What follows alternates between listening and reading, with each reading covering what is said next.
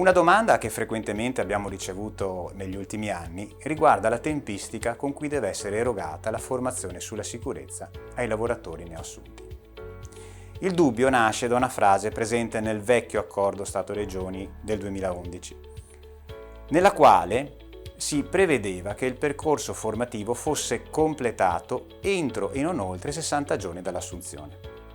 Questa formulazione, purtroppo, è stata a lungo oggetto di errate interpretazioni. È fondamentale chiarire che la previsione contenuta nell'accordo Stato-Regioni del 2011 non autorizzava in alcun modo il datore di lavoro ad adibire il lavoratore a mansioni senza che questi avesse ricevuto un'adeguata formazione.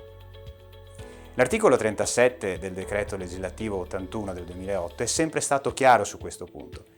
La formazione del lavoratore deve precedere l'inizio dell'attività lavorativa, soprattutto in presenza di rischi specifici. Ma allora, come dovevamo interpretare il termine dei 60 giorni indicati nel vecchio accordo? Tale termine rappresentava una scadenza massima per completare l'intero percorso formativo conformemente ai requisiti previsti dall'accordo, ma non giustificava in alcun modo l'impiego del lavoratore in attività che potenzialmente lo esponevano a rischi senza una formazione preventiva adeguata. Procrastinare la formazione rispetto all'inizio delle attività lavorative sarebbe contrario ai principi generali di tutela della salute e sicurezza sul lavoro, come ribadito anche dalla giurisprudenza in diverse sentenze. Con l'abrogazione dell'accordo del 2011 e l'entrata in vigore del nuovo accordo Stato-Regioni del 17 aprile 2025, la questione è stata finalmente risolta in modo esplicito.